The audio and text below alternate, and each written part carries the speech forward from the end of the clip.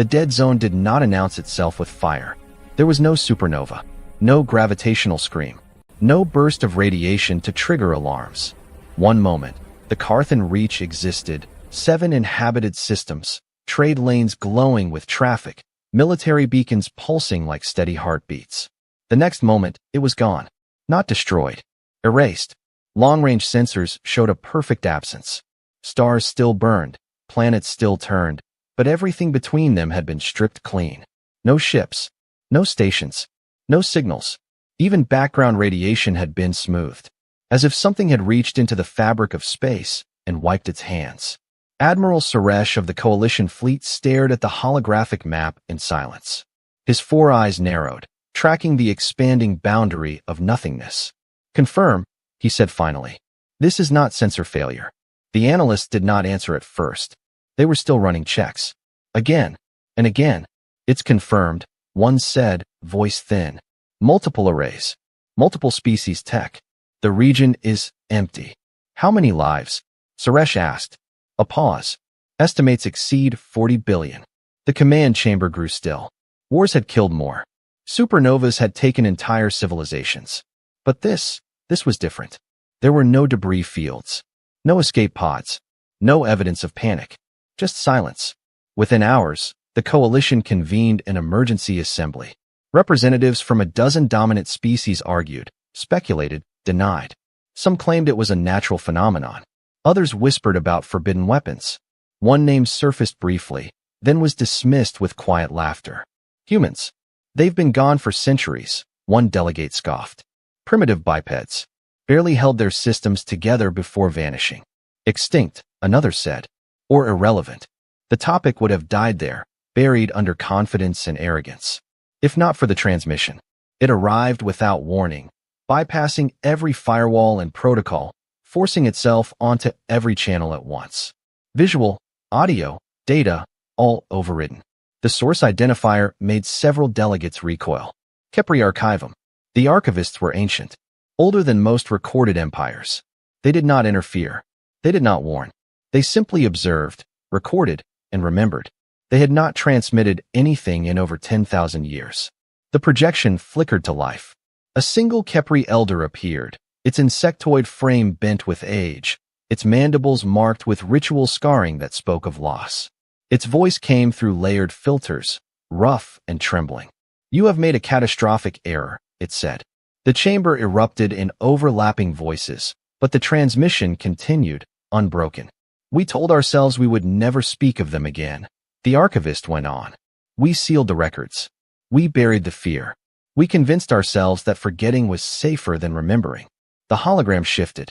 Ancient star charts appeared, human space, marked not with borders, but with warning sigils. Entire regions labeled in dead languages. "Do not provoke." "You believed the humans were weak," the archivist said. "That they failed. That they disappeared because they could not survive." Its eyes focused forward, unblinking. "You were wrong." Admiral Suresh leaned forward. "Explain the dead zone." The archivist hesitated. "That is not an attack," it said quietly. "That is containment." A ripple of unease spread through the chamber. "Containment of what?" someone demanded. The archivist did not answer immediately. Instead, it played a final recovered fragment, an old human signal, distorted by time. A calm voice spoke, steady even as alarms wailed in the background. "If you're hearing this," the voice said, "it means we failed to stay forgotten. And if you came here looking for answers." The recording cut. The archivist bowed its head. "They are awake," it said. The transmission ended. Moments later, long-range sensors detected movement. From within the dead zone, something was coming out. No one spoke after the transmission ended. The command chamber of the Coalition assembly remained frozen, every delegate staring at the slowly rotating star map. The dead zone pulsed faintly now, not growing, not shrinking, but stabilizing. That alone unsettled the analysts more than the disappearance itself. Natural disasters expanded chaotically. Weapons left signatures. This did neither. Admiral Suresh broke the silence. "Dispatch a reconnaissance force," he said. "Minimal crew. Long-range focus only. I want eyes on the boundary." There was hesitation, but no one objected. Fear had not yet replaced pride. Not fully. Within hours, 3 scout vessels, each from a different species, each equipped with independent sensor suites, slipped into hyperspace and emerged at the edge of former human territory. What they found made no sense. The boundary of the dead zone was clean. Too clean. Space was empty, but not scarred. No gravitational turbulence. No radiation spikes. Even stray micrometeors vanished the moment they crossed the invisible line, dissolving into nothing without impact. The pilots slowed instinctively. "I'm reading structures," one scout reported. "Old. Human design, I think." The visuals sharpened. Massive frameworks hung in space. Ringed stations, lattice-like arrays, orbital platforms the size of small moons. They were dark, unlit, silent, abandoned. Or so it seemed. "Power levels?" Suresh asked from the command chamber. "Zero," came the reply. "No emissions. No heat.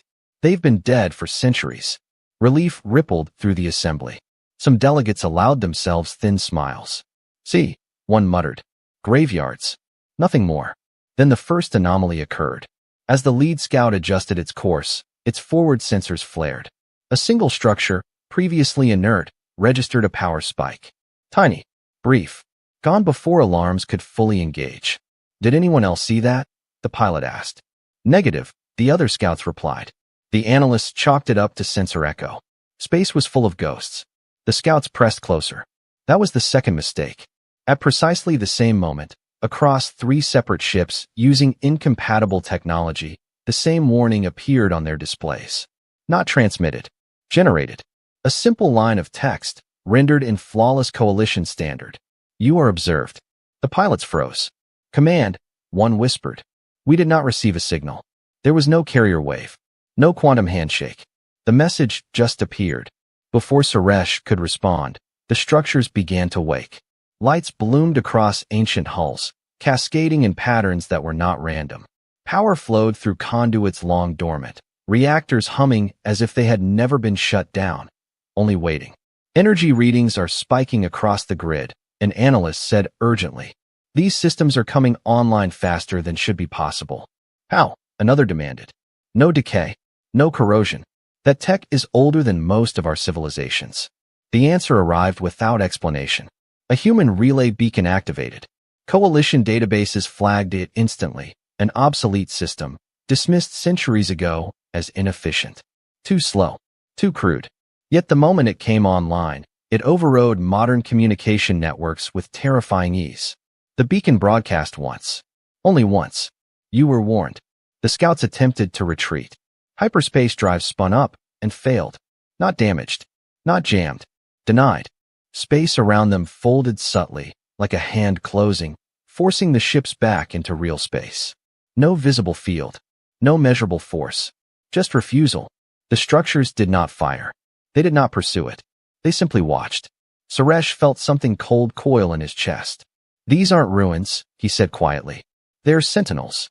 The Kepri archivist's words echoed in his mind. Containment. The assembly demanded answers. None came. Until one of the scouts screamed. Not the pilot. The ship itself. Every system began transmitting at once. Internal logs, crew biometrics, sensor feeds, dumping raw data into coalition space as if the vessel were trying to confess. "We're being mapped," the pilot shouted. "Not scan mapped. They're reading us at a fundamental level.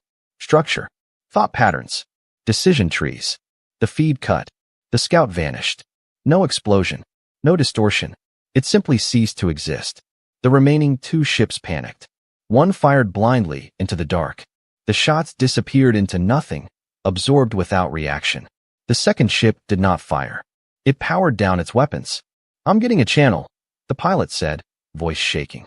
"It's not a frequency. It's..." The screen is filled with static, then resolved into a symbol. Simple. Geometric. Humans. A pause. Then a voice spoke. Calm. Measured. Almost tired. "You are trespassing in a sealed theater of operations." The pilot swallowed. "Who are you?" A fraction of a second passed. "We are the reason your stars are still burning." The chamber erupted in chaos. "Humans," someone breathed. "No," another said. "That's impossible. They couldn't survive this long. Not hidden. Not alone." The voice continued, unbothered by disbelief.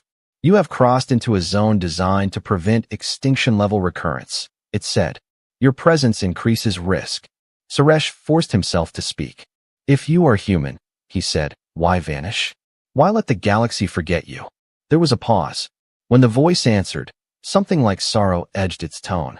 Because the galaxy could not be trusted to remember why we stayed.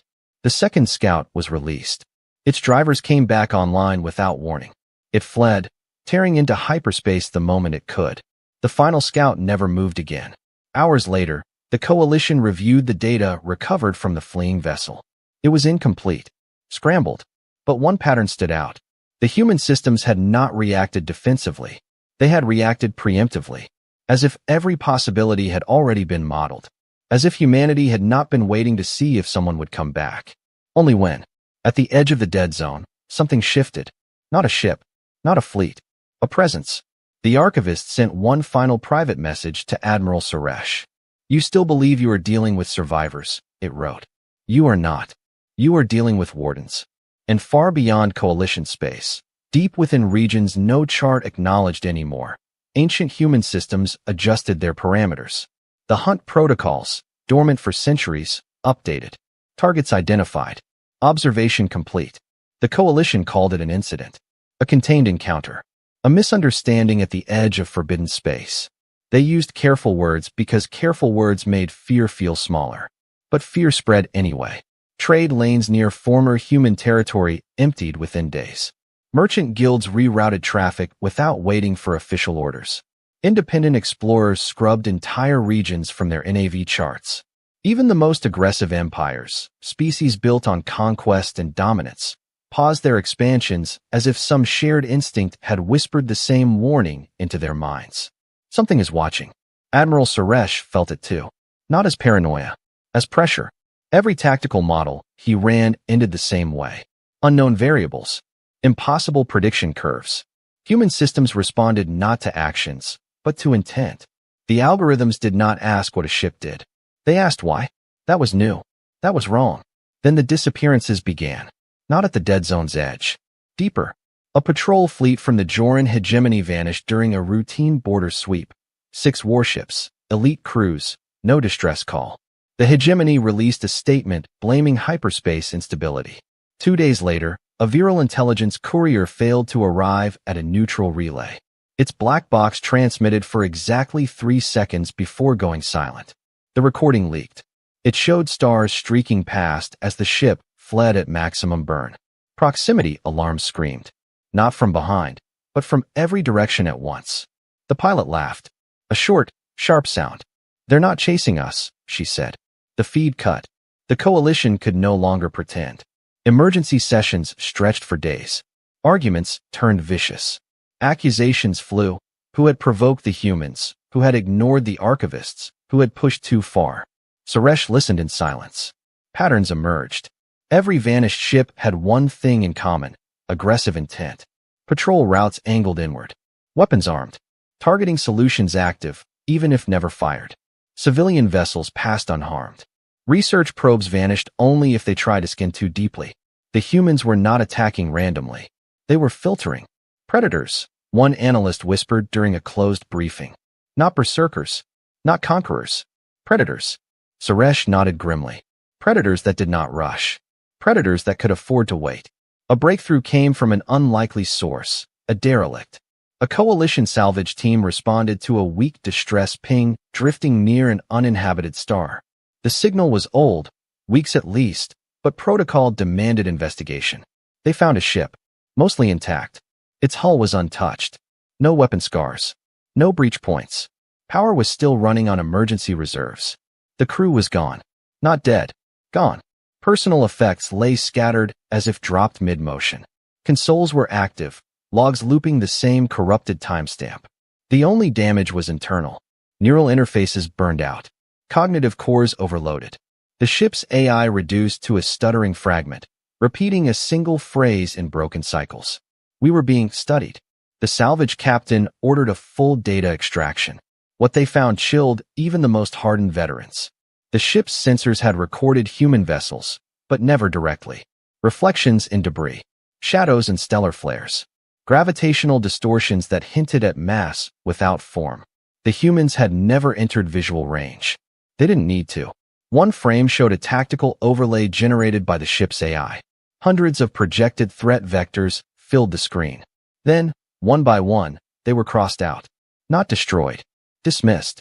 As if the humans had evaluated every possible escape route and decided none were worth pursuing immediately.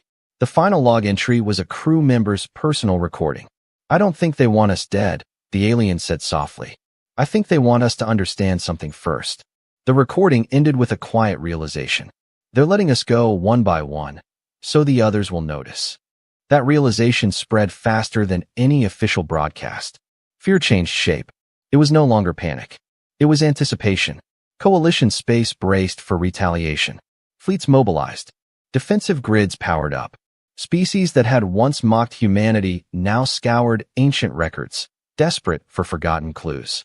The Khepri archivists opened another sealed vault. What they released was not data. It was testimony.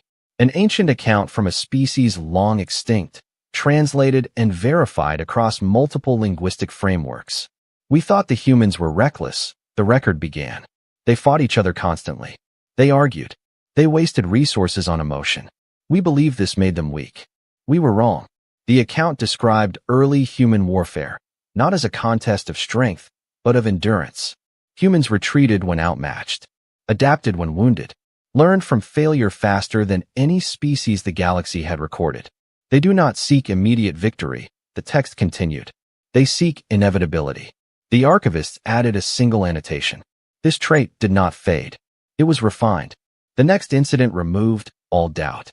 A minor warlord state, too small to matter, too proud to listen, launched a strike against a dormant human array, hoping to claim ancient technology. Their fleet entered hyperspace together. They never emerged together. Over the course of 3 weeks, individual ships reappeared across scattered systems, alone, damaged, crews shaken.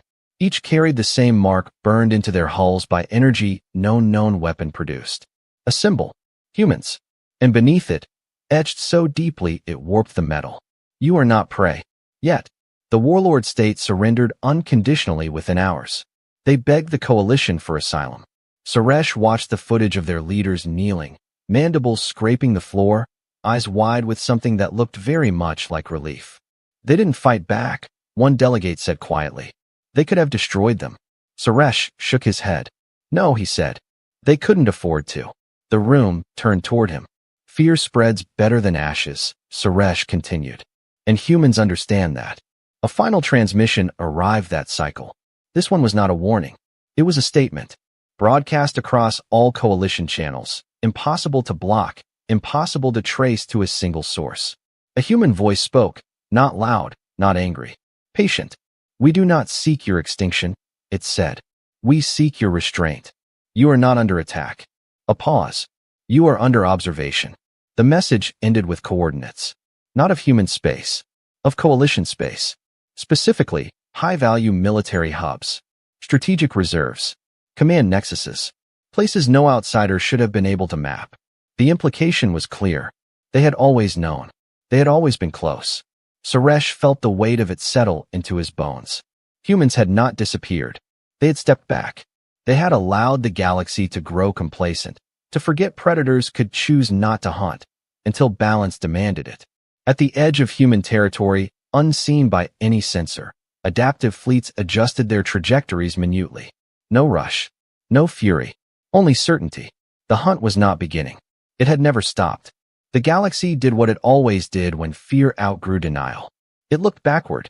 Coalition historians were pulled from retirement. Memory vaults were cracked open. Entire civilizations authorized the release of sealed archives that had not been touched since before their current governments existed. Data flowed in ancient formats, half-corrupted, written in languages no one spoke anymore. At first, there was nothing. Humans appeared in records as a footnote. A minor species. Loud, fragmented, violent with themselves. Briefly ambitious, then gone. Until the Khepri archivists intervened. For the first time in recorded history, they did not simply release files. They testified. A closed session was convened. No broadcasts. No observers. Only ranking leaders, senior tacticians, and those cleared to hear truths that could not be unheard. The Khepri representative arrived alone. It did not use a projection this time. It came in person, its ancient carapace dull with age, its movements slow and deliberate. The room fell silent as it settled at the center of the chamber. "You are searching for the wrong war," it said without preamble. Admiral Suresh inclined his head. "Then tell us which one matters." The archivist's mandibles clicked softly, a sound of something like regret. "There was a time," it began, "when the galaxy faced an extinction that did not announce itself with fleets or fire." A hologram bloomed above the chamber. Not a star map. A hole. An absence that twisted the surrounding light, bending space inward. Data overlays struggled to lock onto it, flickering as if reality itself resisted measurement. "We called it many names," the archivist continued. "Devourer. Silence. The long night." The image shifted. Star systems vanished near the anomaly. Not destroyed, removed. Entire histories erased so completely that even causality seemed to forget them. No defense worked, the archivist said. Energy fed it. Matter fed it. Time fed it. Species threw their greatest weapons at it. They lost fleets. Then worlds. Then hope. The chamber was deathly still. "This entity did not hate us," the archivist said. "It did not even notice us. It was not alive in any way you would recognize." Suresh felt a chill. "Then how did it stop?" The archivist looked at him. It didn't. The hologram changed again. This time, a familiar pattern appeared. Human space. At the edge of the anomaly. Records showed human fleets moving toward the phenomenon while everyone else fled. Crude by modern standards. Inefficient. Improvised. Desperate. They were not the strongest, the archivist said. They were not the most advanced. But they did something no other species did. The image zoomed in on human fleet movements. They stayed. Human ships did not attack the entity. They did not try to destroy it. They studied it. For decades. Losses mounted. Human worlds fell. Entire populations vanished into the anomaly. Their governments fractured. Their species should have collapsed. Instead, something changed. They stopped thinking like victims, the archivist said, and began thinking like jailers. The hologram shifted again. Human technology evolved rapidly, not larger weapons, but stranger ones. Fields that folded space inward. Systems that redirected causality. Constructs designed not to kill, but to limit. They realized they could not end it, the archivist said. So they asked a different question. The room leaned forward as one. How do we make sure it can never leave? The answer unfolded in terrifying clarity. Human fleets formed a perimeter, not around the entity, but around reality itself. They built a containment lattice that anchored space-time, feeding on human-designed constants. The anomaly resisted. Adapted. So did humanity. They bound it, the archivist said. Not with force, but with consequence. The chamber filled with images of human worlds dimming as power was diverted. Of cities shutting down. Of entire populations evacuating or staying behind. Humanity sacrificed scale for control, the archivist said. They abandoned expansion. Abandoned prominence. Abandoned the galaxy's attention. Suresh understood before the words came. They erased themselves. The archivist inclined its head. They withdrew so completely that future civilizations would not stumble upon the prison by accident. They allowed history to forget them. A delegate found their voice. Why didn't they tell us? Because you would have interfered, the archivist replied calmly. You would have tried to destroy what you did not understand. Another voice, shaking. And the dead zone now. The archivist's gaze hardened. The prison is adaptive, it said. It requires constant oversight. Constant recalibration. Which the humans provided, Suresh said. Yes, the archivist agreed. Until you crossed the boundary. The room erupted. We didn't know. You hid this. You let us blunder into it. The archivist did not raise its voice. We warned you, it said. We sealed the records because fear without context breeds catastrophe. And because humanity asked us to. Silence fell again. Suresh rubbed his eyes. Then the dead zone, it's a response. It is a stabilizing action, the archivist said. Human systems removing variables. Us, someone whispered. Your fleets, the archivist corrected. Your weapons. Your intent. A chilling realization settled over the room. The humans had not emerged because they were angry. They had emerged because the galaxy had become dangerous again. Suresh straightened. Then why show yourselves now? The archivist's voice softened. Because the prison is failing. A new image appeared. Cracks, metaphorical, not physical, rippling through the containment lattice. The anomaly pressed outward, testing boundaries that had held for centuries.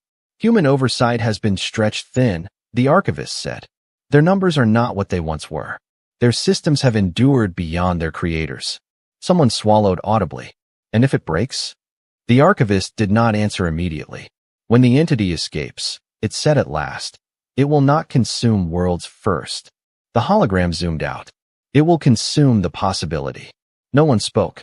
The archivist looked around the chamber, meeting each gaze in turn. Humanity has been standing between you and oblivion, it said. Alone, forgotten, willingly diminished. And now? Suresh asked. The archivist's mandibles clicked once. Now they are deciding whether the galaxy is worth saving again. As if summoned by the words, a new transmission cut through the chamber's defenses. Not a broadcast, a direct address. A human voice filled the room.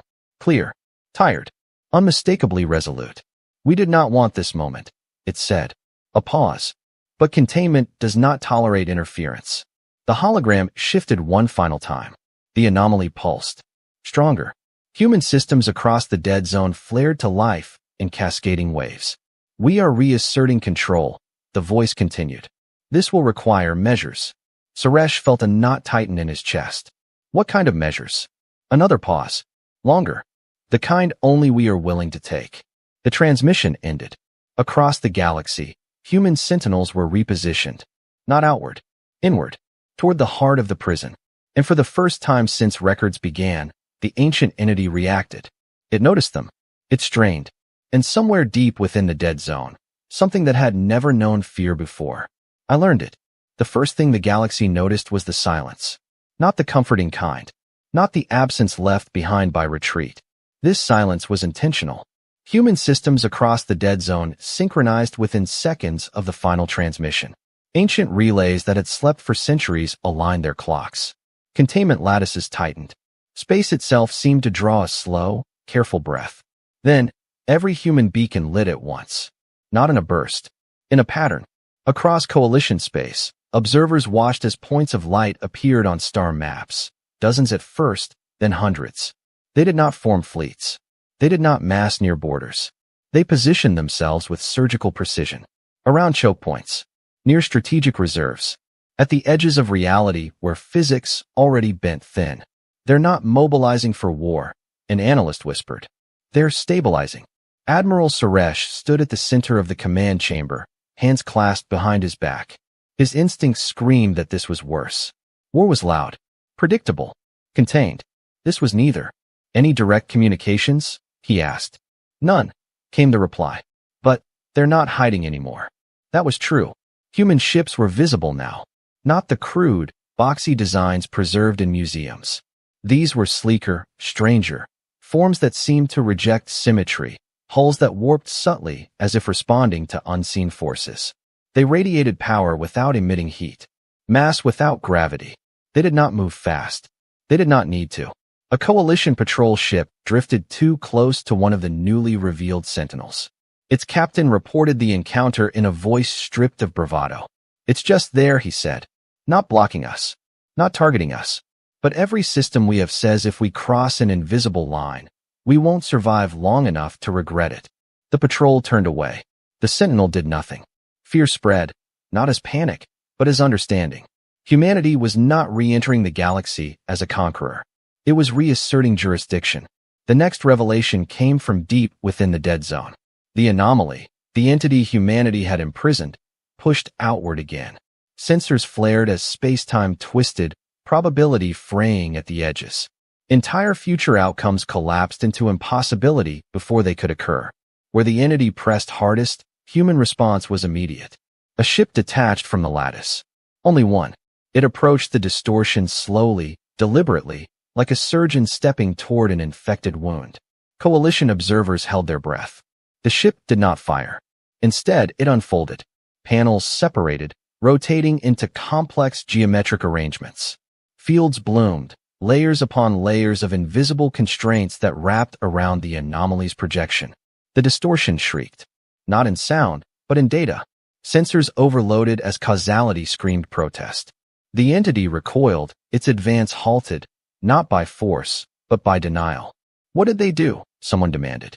Suresh stared at the readings, his mind racing. They didn't push it back, he said slowly.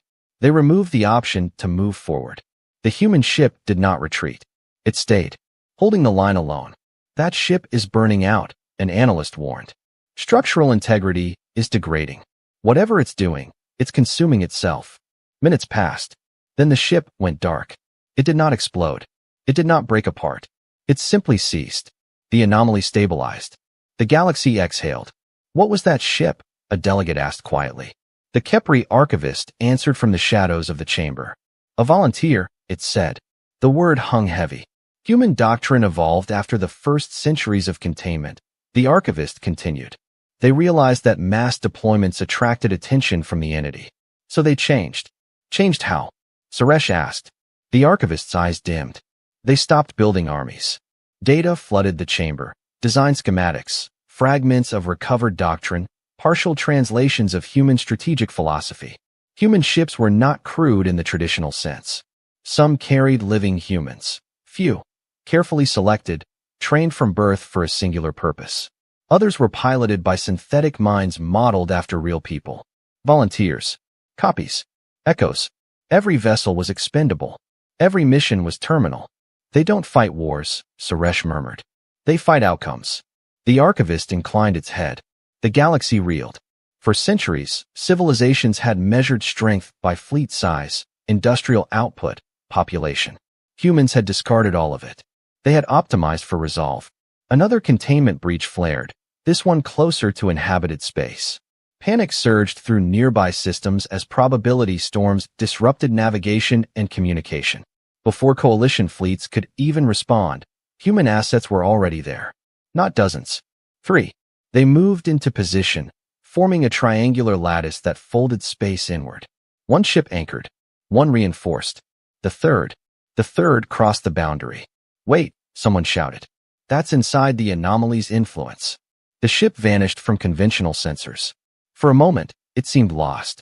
Then the distortion collapsed inward, snapping shut like a wound cauterized by flame. The ship did not return. Suresh felt something twist in his chest. How many have they lost? He asked quietly. The archivist answered without hesitation. We don't know, it said. Humans stopped counting long ago. Across the galaxy, reactions fractured along familiar lines. Some species watched in awe, others in terror. A few, too proud, too fearful of irrelevance, saw opportunity. A coalition of fringe powers convened in secret. They reasoned that humanity's focus was inward, consumed by containment. Their numbers were small. Their ships are limited. Now was the moment to strike. If they could seize human technology, just one intact system, they could elevate themselves beyond their rivals. The decision was made quickly. A strike force assembled and jumped toward a newly revealed human installation, one that appeared lightly defended. They never reached it. Not because they were destroyed, because they were intercepted. Human ships emerged, not from hyperspace, but from nowhere. No transition, no warning. They simply were. The fringe fleet opened fire. The human response was instantaneous. Space around the attackers folded, separating ships from one another by light years in the span of a heartbeat. Communication died. Navigation failed. Some vessels found themselves orbiting unfamiliar stars. Others were embedded in stable voids, pockets of space with no exit. One ship remained. The command vessel. A human craft approached it slowly. A channel opened. This time, the voice was unmistakably human. You have made a calculation error, it said. The alien commander snarled. You're stretched thin. You can't fight us and hold your prison. The human voice was almost gentle. We are not fighting you. A pause. We are correcting you. The human ship extended something. Not a weapon, not a field. A record. The alien commander's displays are filled with images. Worlds erased before humanity intervened. Civilizations reduced to echoes. The long centuries of containment. The sacrifices. The volunteers who never returned. This is the cost of failure, the human voice said. We pay it so you don't have to. The commander hesitated. And if we refuse to retreat? Another pause. Then you become part of the containment equation. The fringe fleet surrendered within minutes. Their ships were returned. crews unharmed. Every vessel carried a new mark burned into its hull. Not a threat, a reminder. We stand where you cannot. As news spread, resistance collapsed. Not because humans were invincible, but because they were necessary.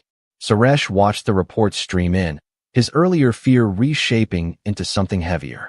Respect and guilt. They're bleeding themselves dry for us, he said. The archivist did not disagree. Their wrath is not rage, it said. It is my responsibility. At the heart of the dead zone, the anomaly pressed again, harder this time. It was learned, adapted. Human response was immediate. More ships moved inward. Not in panic, in acceptance. Suresh received a final private transmission. A human emblem appeared, stark against the void. We are approaching threshold limits, the voice said. Containment will require escalation. Suresh swallowed. What kind? The human voice hesitated, just for a moment. The kind that cannot be undone. The channel closed. At the edge of the prison, human vessels aligned. Not outward, not defensive, but in a formation that pointed only one way. Toward the center. Toward sacrifice. And for the first time, the galaxy began to understand the true shape of human wrath. It was not loud. It was not cruel. It was absolute. The galaxy had always believed alliances were written in treaties. Ink, seals, mutual interest.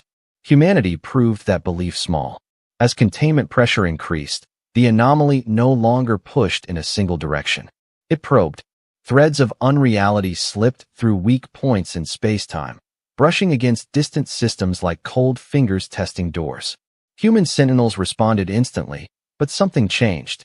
They did not arrive alone. The first sign came from the Ilex Drift, a quiet region far from the dead zone. A probability storm erupted without warning, collapsing trade routes and threatening to destabilize 3 inhabited worlds. Coalition fleets scrambled. They were too slow. Before human ships could arrive, another force emerged from hyperspace. Old hulls, unfamiliar designs, energy signatures that predated most modern tech. Alien ships, but not enemies. They're broadcasting friendly identifiers, an analyst said, stunned. Legacy codes, obsolete, but authenticated. The vessels moved with precision, forming a stabilizing net that slowed the storm's expansion. Human ships arrived moments later, sliding seamlessly into the formation as if they had practiced together for centuries. Because they had. Suresh felt his breath catch. Who are they? The answer rippled across coalition space over the following days. They were forgotten. Species believed extinct. Civilizations that vanished quietly from the galactic stage. Names remembered only as archaeological footnotes. They return one by one. Not with grand announcements. Not with demands. But with purpose. The Kepri archivists released another sealed record. This one not a warning, but a ledger. It listed hundreds of species. Next to each name, a single notation. Protected. The explanation followed. During the long centuries of containment, humanity had not stood alone. When the anomaly threatened developing civilizations, humans intervened. Not publicly, not violently. They diverted disasters. They sabotaged extinction-level wars. They relocated entire populations without credit. When a species could not survive in open galactic competition, humanity gave them something better. Time. Hidden sanctuaries. Folded space refuges. Systems shielded from detection. Human pack bonding, it turned out, was not limited to their own kind. They remembered debts. They remembered faces. And now, they were calling them in, not for payment, but for help.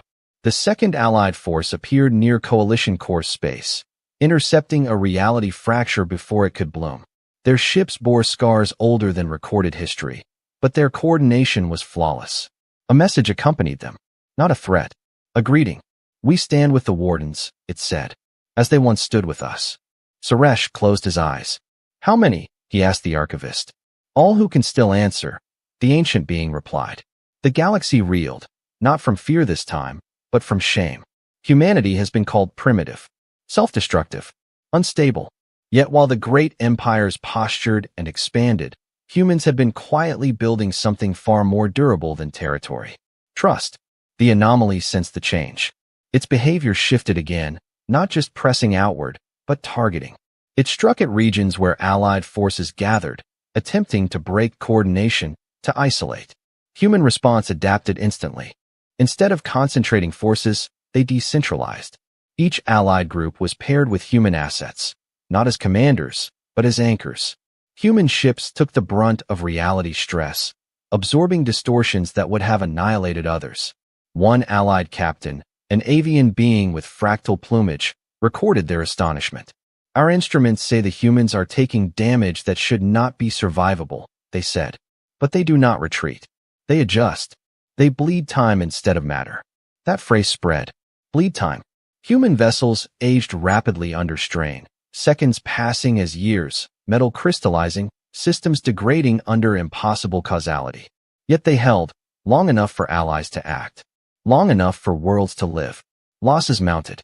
Human ships winked out across the dead zone, not in battles, but in quiet, necessary sacrifices. Each disappearance tightened the containment net. Suresh watched the reports with growing horror. They're dying out there, he said. The archivist corrected him gently. They are fulfilling their purpose. The distinction did not comfort him. Then came the message humanity had delayed for centuries. It was not broadcast to the galaxy. It was sent only to leaders, only to those who could choose. A human figure appeared on Suresh's private channel, not a soldier, not an admiral. An older woman. Her face was lined, her eyes steady. We are approaching a point of no return, she said. Containment will fail unless we escalate beyond current parameters. Suresh straightened. What does that mean? It means we can no longer hold the line from the outside, she replied. We must reinforce the prison from within. Understanding dawned slowly and horribly. You mean, his voice faltered. You mean to merge with it? The woman nodded. Our consciousness patterns are the only structures the entity has never been able to consume, she said. We adapt too fast. We fracture. We resist in ways it cannot predict. Suresh felt cold. You're talking about mass sacrifice. Yes, she said simply. And the allies? He asked. The galaxy? They survived, she said. That was always the point. Silence stretched between them. Suresh forced himself to ask the question that mattered. Why tell us now? The woman's gaze softened. Because this time, she said, we are asking. Humanity did not command the allies to stand down. They gave them a choice. Remain, fight, or leave, and live with the knowledge. The response was immediate. Not unanimous, but overwhelming. Allied fleets signaled readiness. Some lacked the technology to assist directly. Others volunteered to evacuate threatened systems, to buy time, to serve as messengers. One species transmitted a single line that echoed across coalition space. You saved us when we were weak, it read. We will not abandon you when you are strong. The anomaly reacted violently. Sensing what was coming, it surged with unprecedented force. Entire sectors buckled as reality itself screamed. Containment lattices strained past theoretical limits. Human ships moved inward in waves. Not charging, committing. Each carried not just hardware, but minds, living, copied, remembered. Entire human histories encoded into resilient consciousness frameworks designed to interlock with the prison. They were not throwing themselves away. They were becoming part of the wall. Suresh watched one final exchange from an allied vessel paired with a human anchor ship. You won't come back from this, the alien captain said quietly. The human pilot smiled faintly. We know, they replied. A pause. Thank you for standing with us. The ship crossed the boundary. It did not vanish. It joined. Within the anomaly, new structures formed, patterns of resistance shaped like thought, memory, stubborn refusal. The entity shrieked again, not in data, not in distortion. In frustration. It had never faced something willing to lose everything just to deny it victory. Across the galaxy, the realization hit like a tidal wave. Humanity was not fighting for dominance. Not for survival, but for everyone else. Suresh sank into his command chair as reports poured in. Losses, victories, stabilizations bought at terrible cost. They don't fight alone anymore, he whispered. The archivist stood beside him. No, it agreed. But make no mistake. It gestured to the heart of the dead zone, where human signatures burned brighter and fewer with every passing moment. The final burden will still be theirs. At the center of the prison, something ancient and vast strained against its limits. Human minds pressed back. And for the first time since the long night began, the galaxy was not watching from the sidelines. It was standing, however imperfectly, behind the species it had once dismissed. As the countdown toward escalation ticked closer, a final human transmission began to propagate, slowly, deliberately, through every Allied network. Not an order, not a warning, a promise. We will hold, it said, no matter the cost.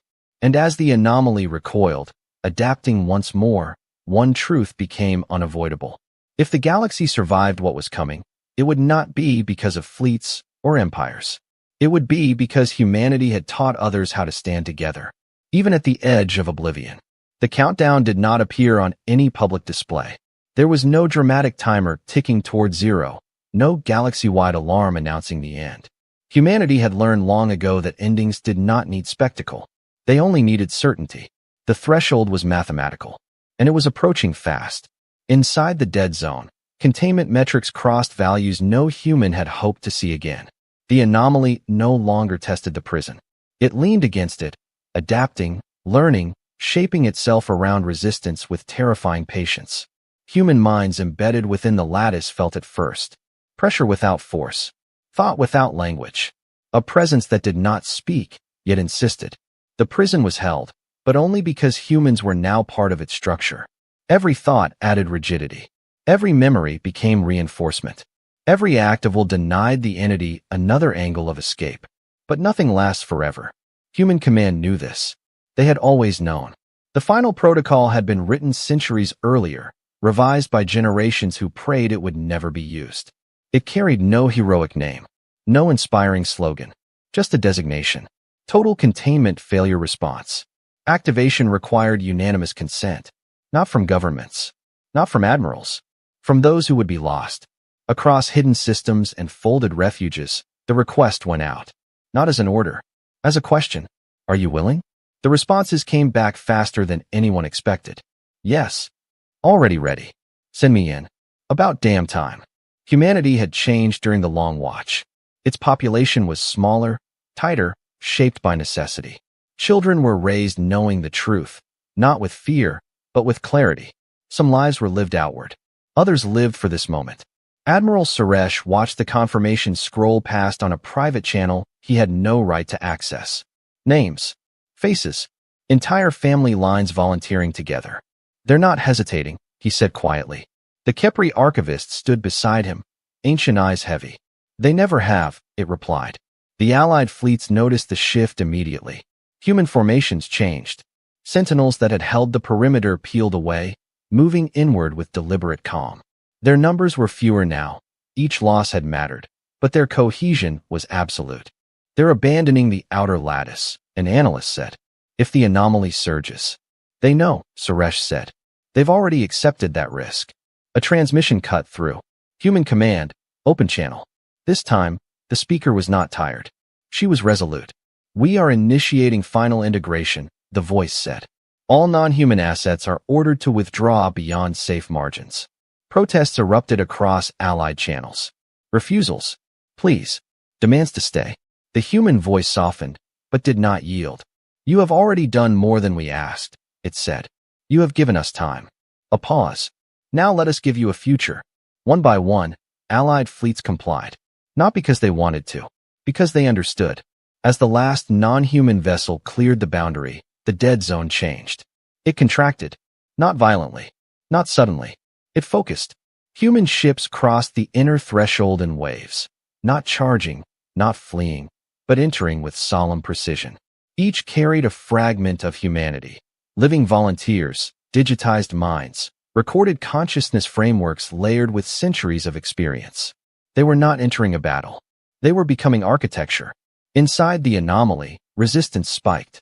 The entity pushed back, not with force, but with erasure. Entire human constructs vanished as causality unraveled around them. Memories dissolved. Identities blurred. Human response adapted instantly. They fractured their minds. Split thought processes into parallel streams. When one strand was consumed, others continued. When patterns were learned, they were discarded and rebuilt faster than the entity could track. The prison thickened. From the outside, observers saw only the effects. The dead zone stopped expanding. Then, slowly, began to shrink. At a terrible price. Human signatures winked out across every display. Not explosions. Not deaths. Assimilations. Suresh felt his chest tighten with each loss. How many left? He asked, though he already knew the answer would hurt. The archivist did not look away from the map. Enough, it said, but not many. At the heart of the prison, something unprecedented occurred. The entity faltered. For the first time since its discovery, its behavior became erratic. It recoiled from certain regions of the lattice, avoided specific patterns of human thought. Fear, some analysts suggested. The idea seemed impossible, but the data did not lie. Human consciousness was not just resistant. It was hostile to the entity's nature. Where the entity erased meaning, humans generated it. Where it consumed possibility, humans invented new ones. Where it adapted, humans changed why they acted, not just how. They were not predictable enough to eat. The entity strained harder. Reality buckled. Entire stars flickered as timelines collapsed into singular outcomes. Some futures simply ceased to exist. Human command did not flinch. They initiated the final step. A message went out, not to allies, not to enemies, to the galaxy itself. Recorded, stored, meant to last. If you are hearing this, the voice said, then containment has succeeded. A pause. We regret that we could not remain. The integration accelerated. Human minds flowed inward, layering themselves into the prison until the boundary between jailer and jail blurred beyond distinction. The anomaly fought, but every strike only gave humanity more data, more leverage. It was not winning. It was being outlasted. Suresh watched as the last human command signatures dimmed. No, he whispered. There has to be something left. The archivist turned to him. There is, it said. Deep within the prison, a new pattern emerged. Not human. Not an entity. A hybrid state, structured resistance encoded into the fabric of space-time itself. Laws of physics subtly rewritten to include a single, immovable condition. The anomaly cannot leave. Not because it is blocked, but because every path outward now leads through humanity. And humanity does not yield. The dead zone collapsed inward one final time, stabilizing into a fixed region of space, smaller than before, denser, absolute. Silence followed. Not the ominous kind. The exhausted kind. Across the galaxy, systems flickered back to normal. Probability storms dissipated. Trade lanes reopened. Reality settled into something resembling peace. The war was over, but the victory tasted like ash. Suresh stood alone in the command chamber long after the others had left. They're gone, he said softly. The archivist shook its head. No, it replied. They are everywhere. As if to prove the point, a minor anomaly flared near a distant system. Nothing dangerous, just a flicker of instability. It vanished instantly. No human ship appeared. No warning broadcast followed. The correction simply happened. Suresh felt a shiver run through him. They're still watching, he murmured. Yes, the archivist agreed. From within the walls of reality itself. Centuries would pass. Civilizations would rise, expand, forget again. But somewhere, embedded in space-time like an unbreakable scar, humanity would remain, silent, unseen, unyielding. Not ruling, not conquering, guarding. And if the galaxy ever again reached too far, too fast, if it ever threatened itself with forces it could not control, it would not face wrath. It would face something far worse. A species that had already given up everything once, and was prepared to do so again. The galaxy did not celebrate. There were no victory parades, no monuments raised at the moment. No species declared an age of triumph. After what had been witnessed, after what had been paid, celebration felt obscene. Instead, there was quiet. A deep, shared stillness that settled across star systems as reality finished healing itself. The dead zone remained, but it was different now. Smaller, denser, absolute. A region of space where navigation charts simply ended. Where physics behaved politely, as if aware it was being watched. Probes sent toward the boundary did not vanish. They turned back, gently redirected by forces too subtle to fight and too final to ignore. The prison was held. And it held because humanity was no longer outside it. Admiral Suresh stood on the observation deck of the Coalition flagship, staring at the boundary with eyes that had aged decades and weeks. The galaxy was safe, by every metric that mattered. And emptier than it had ever been. They really did it. A junior officer said quietly behind him. Didn't they? Suresh did not turn. Yes, he replied. They finished what they started. The Khepri archivist joined him, its ancient presence a familiar weight now rather than a distant legend. The final integration exceeded projections, it said. Containment stability is permanent. Suresh exhaled slowly. At the cost of an entire species. The archivist tilted its head. Humanity anticipated that accounting, it said. They never measured the cost the way others do. Weeks passed, then months. The galaxy resumed motion, not eagerly, but carefully. Trade lanes reopened with new protocols. Expansion plans were revised, then revised again.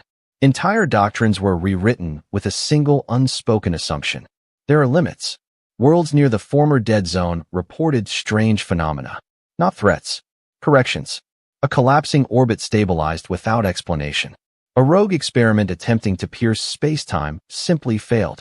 Dangerous weapons malfunctioned at critical moments, not catastrophically, just enough to prevent disaster. Always enough. Scientists searched desperately for patterns. They found only one constant. Humanity. Not ships. Not signals. Intent. Where destruction would have rippled outward, it stopped. Where ambition threatened collapse, it softened. Where something tried to reach beyond what reality could bear, it was denied. Suresh chaired the first post-containment summit a year later. Leaders from dozens of species attended, many of them older, quieter versions of who they had been before. A question hung over the chamber like a weight. Someone finally asked about it. Are they alive? Silence. The archivist answered. Not as you understand life, it said, and not as you understand death. Suresh folded his hands. Can they think? Yes. Feel. The archivist hesitated. Yes, it said again, though not as individuals. Humanity had not ascended. It was distributed. Human thought now existed as patterns woven into space-time, decision matrices embedded into physical law. Not omniscient, not omnipotent, but present, everywhere it mattered. A delegate's voice trembled. What if we make the same mistake again? What if we forget? The archivist's gaze hardened. You won't, it said. They planned for that too. At the heart of the dead zone, something shifted. Not the entity. Humanity. A message propagated, not as a broadcast, but as an inevitability. It appeared in archived systems, in recovered data caches, in black boxes centuries old. A failsafe woven into history itself. A warning, encoded in 1,000 forms. Do not attack the humans. Do not seek them. Do not forget. Across the galaxy, younger civilizations, those who had never known humanity firsthand, began uncovering the truth. They found relics on forgotten worlds, evacuation corridors that had saved billions, artificial moons designed to intercept extinction events, entire star systems subtly altered to be more stable, more forgiving, always with the same signature. Humans. One such discovery occurred centuries later. A fledgling species, newly spacefaring and dangerously ambitious, found a region of space where sensors behaved strangely. Their scientists detected anomalies, patterns that suggested intelligence embedded in the void. They debated. They argued. Some advocated caution. Others saw opportunity. A fleet was dispatched. As it crossed the boundary, their weapons powered up automatically, systems reacting to perceived threat. The response was immediate. Not violent. Not loud. Every ship's systems froze. Time itself seemed to slow, just enough for comprehension to settle in. A voice spoke, not from a speaker, not from a channel. From everywhere. You are not prey, it said. A pause. But you are approaching a line that exists for a reason. The fleet retreated. No shots fired. No losses recorded. The lesson spread faster than fear ever could. Humanity did not need to hunt openly. It had become the terrain. Back in the present, if such a word still applied, Suresh stood once more at the observation deck. He was old now. His body bore the cost of years spent carrying the weight of another species' sacrifice. Did they know? He asked the archivist quietly. What will they become? Yes, the archivist replied. They debated it for generations. Suresh nodded. And they still chose it. They did, the archivist said. Because someone had to. A faint ripple passed through the stars beyond the glass. Not a threat, not an anomaly. A presence. For a moment, just a moment, Suresh felt something like reassurance. Not spoken, not imposed, simply felt. The galaxy would endure, not because it was strong, but because it was guarded. As Suresh closed his eyes for the last time, a final human record activated, one meant not for leaders or historians, but for whoever came next. The voice was calm, familiar. Humans, we didn't want to be gods, it said. We didn't want to rule you. We only wanted you to live long enough to choose better than we did. A pause. If you ever wonder where we went, look around. The stars burned steadily.